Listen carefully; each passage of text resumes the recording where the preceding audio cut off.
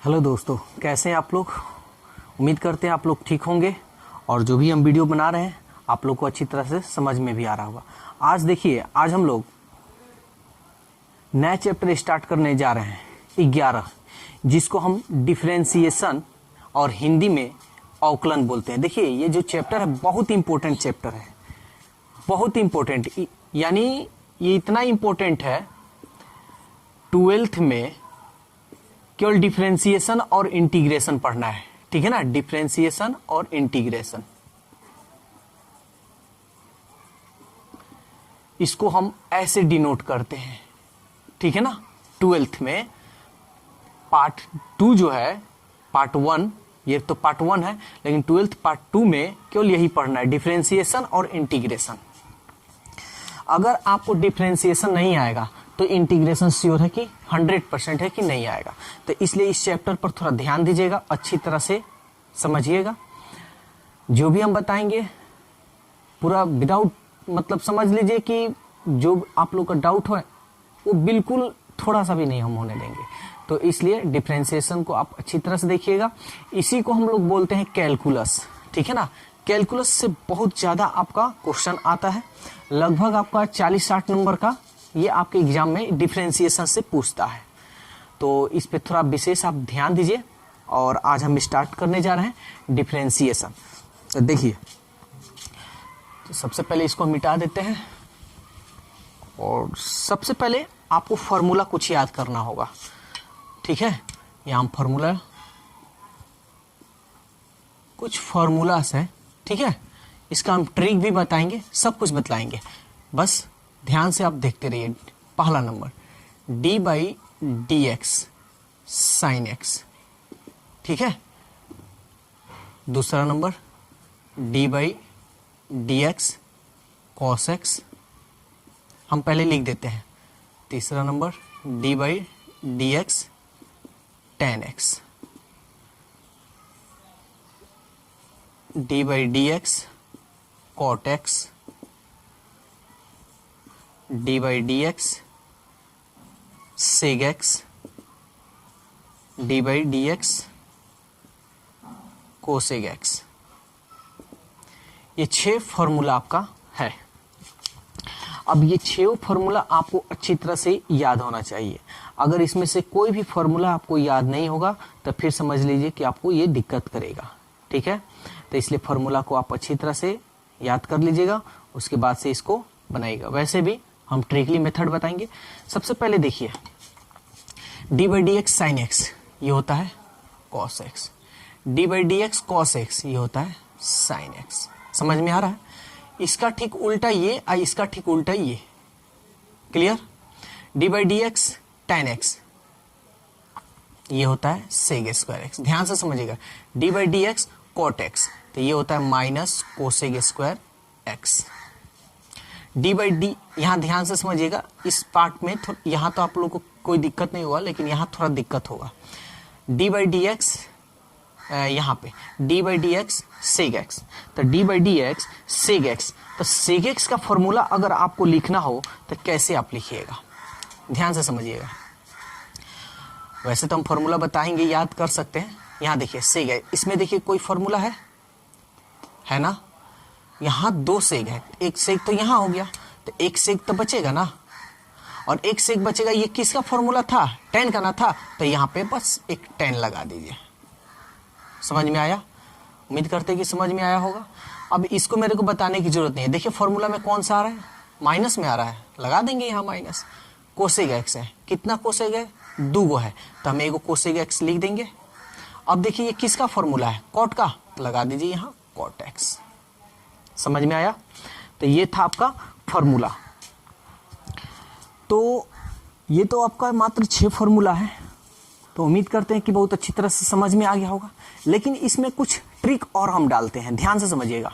यहाँ देख रहे हैं माइनस है, यहाँ माइनस है, लेकिन ऊपर गड़बड़ हो रहा है। तो आप एक दिमाग में बैठा कर चलिएगा, sine cos tan cot sec cosec, ऐसे सीरीज होना चाहिए।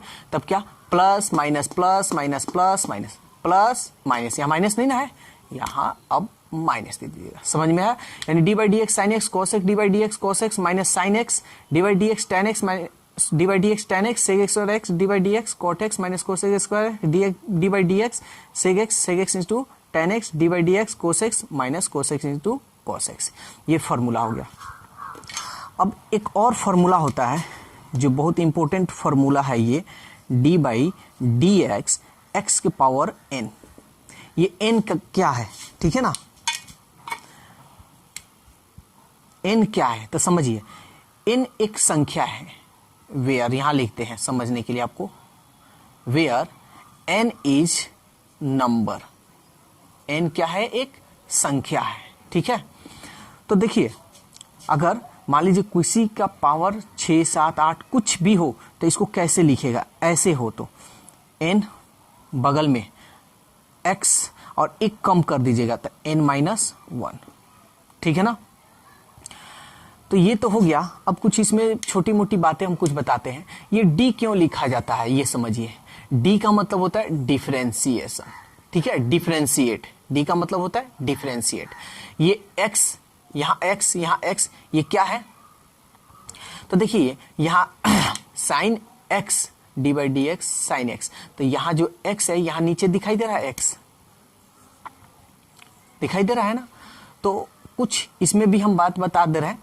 तो ये जो है आप इसको कह सकते हैं D by d x sin x है, तो आप इसको लिख सकते हैं कि एक्स के सापेक्ष अवकलन करने पर, समझ में आया। यहां जो चीज होगा उसी के सापेक्ष आपको अवकलन करना होगा। इंग्लिश में अगर लिखना हो तो differentiate W R T, differentiate W R T to X, ठीक है ना। तो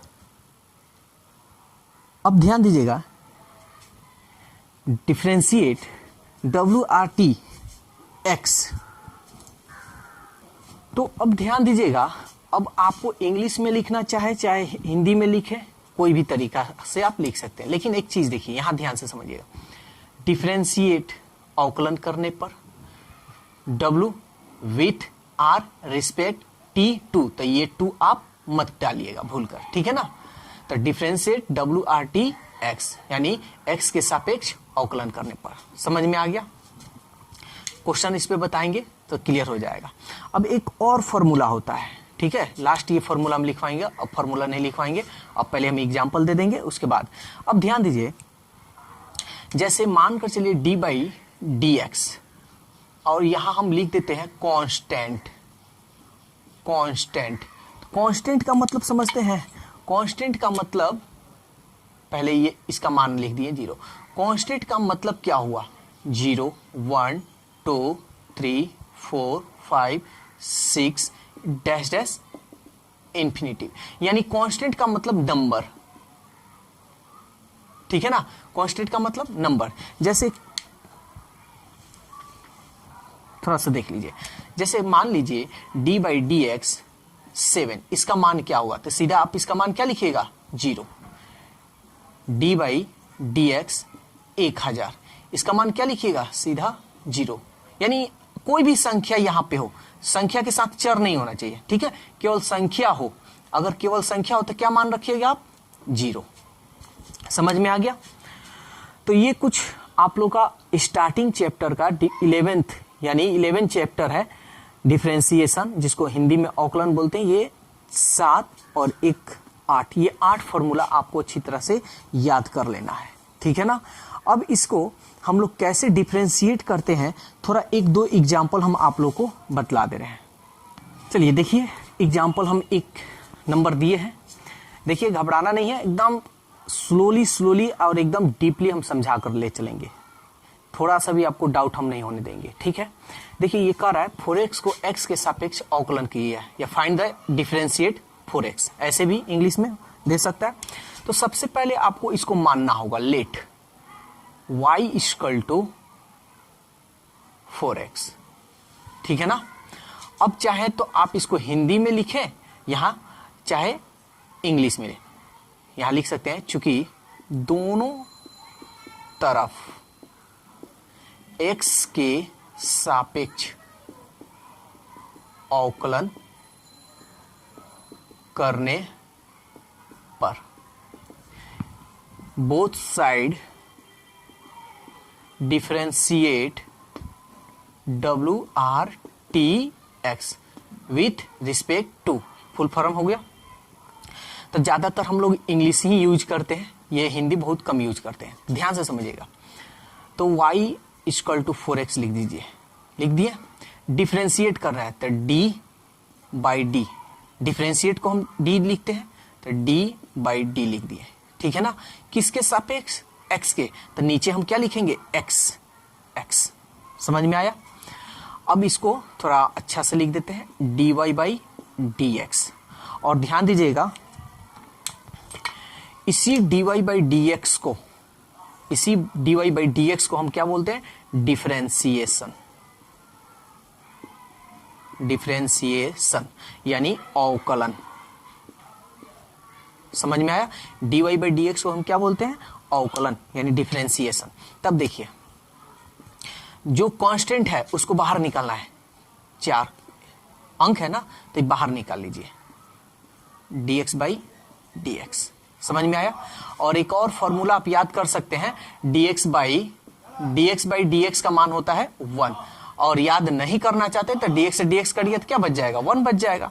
तो इसलिए dy बाई dx, और ये हो गया 4, और dx बाई dx का मान यानी कट गया, कटाना नहीं है, बस अपने मन में आपको जानना है कि ये 1 होता है, इसको गुने 1, यहाँ गुना का चिन्ह है, 4 एकम 4, ठीक है ना। तो dy बाई dx का मान कितना आया? आपका 4 आया। तो ये था आपका डिफरेंशिएट। देखिए ये बहुत इंपॉर्टेंट चैप्टर है, इसलिए इसको बहुत अच्छी तरह से आपको समझना है, इस पे प्रैक्टिस करना है। एक और एग्जांपल ले रहे हैं, ठीक है। देखिए हर तरह का एग्जांपल करा देंगे कि आप अपने से एक्सरसाइज इसका बना सकते हैं। तो सबसे पहले हम क्या बोले हैं? इसको मानेंगे लेट y, यहाँ हमेशा y मानिएगा, ठीक है। 4x3 मानने के लिए कुछ भी मान सकते हैं, लेकिन y मानिएगा। मैथमेटिक्स भाषा में अवकलन को dy बाई dx हम कहते हैं, ठीक है। चलिए अब लिखते हैं, बोथ साइड डिफरेंशिएट WRTX, ठीक है।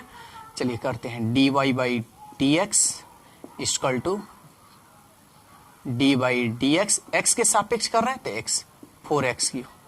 देखिए आपके मन में क्वेश्चन आ रहा होगा कि x क्यों? क्योंकि यहाँ क्या दिखाई दे रहा है? x, इसलिए हम x के सापेक्ष करेंगे, ठीक है। अगर यहाँ z होता तो किसका सापेक्ष करते? z। तो घबराइए मत, अभी हम एग्जाम्पल आपको दे रहे हैं, हर तरह का एग्जाम्पल आपको क्लियर कर देंगे, ठीक है। तो सबसे पहले कांस्टेंट, 4 कांस्टेंट है, इसको बाहर निकाल लीजिए, तो ये हो जाएगा d बाई dx x3। और आपको एक फॉर्मूला लिखवाया है, d बाई dx x के पावर n, तो n बगल में यानी संख्या, और x इसमें से एगो कम, n माइनस 1, यही ना बता है। तो वही चीज यहाँ पे करेंगे। 4 यहाँ क्या चीज का चिन्ह है? गुना, तो गुना 3 को बगल में कीजिए x, और 3 में से 1 घटा लीजिए, 3 माइनस 1, यही ना फॉर्मूला है। 4 3 12 x, और 3 में से 1 गया 2। समझ में आया? अब ध्यान दीजिएगा, आपको डिफरेंशिएशन या इंटीग्रेशन हम ऐसा टेक्निक से बताएंगे कि आपको बनाने की कोई जरूरत ही नहीं, कलम कॉपी का कोई जरूरत नहीं है, आप सीधा आंसर बताइएगा इसका, ठीक है। मेरे पास हर तरह का ट्रिक है, बस वीडियो में बने रहें। जैसे इसका है, थोड़ा सा स्टेप जान लीजिए, ये तो समझ में आ गया। इसको हम मिटाते हैं,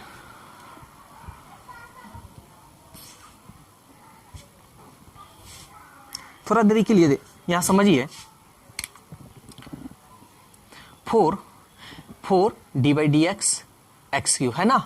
तो देखिए इसका कैसे हम लोग लिखेंगे, ये तो बगल में आएगा, तो इसको बगल में आएगा ना, तो इसको गुना कीजिए, 3 चौके 12, और एगो कम कर दीजिएगा, तो q है तो कितना हो जाएगा? 3 है तो एगो कम कीजिएगा तो कितना होगा? 2, ठीक है ना।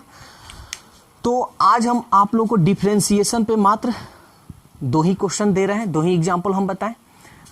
तो कल हम लोग इसके आगे हम लोग देखेंगे अगला एग्जाम्पल, यानी कुछ और एग्जाम्पल है, सो हम आगे देखेंगे। वीडियो आपको कैसा लगा आप कमेंट्स में लिखकर बताएं, और जो फॉर्मूला हम आपको दिए हैं उसको पहले अच्छी तरह से याद कर लीजिएगा, क्योंकि उस पर भी हम क्वेश्चन कुछ कराएंगे एग्जाम्पल। तो इसलिए आपको सबसे पहले फॉर्मूला अच्छी तरह से याद कर लेना है। वीडियो कैसा लगा कमेंट्स में लिख कर बताएं, और वीडियो को लाइक करें। अगर वीडियो अच्छा है तो लाइक कीजिए, सब्सक्राइब कीजिए, और ज़्यादा से ज़्यादा अपने ग्रुपों में इस वीडियो को शेयर कीजिए। Okay, bye bye.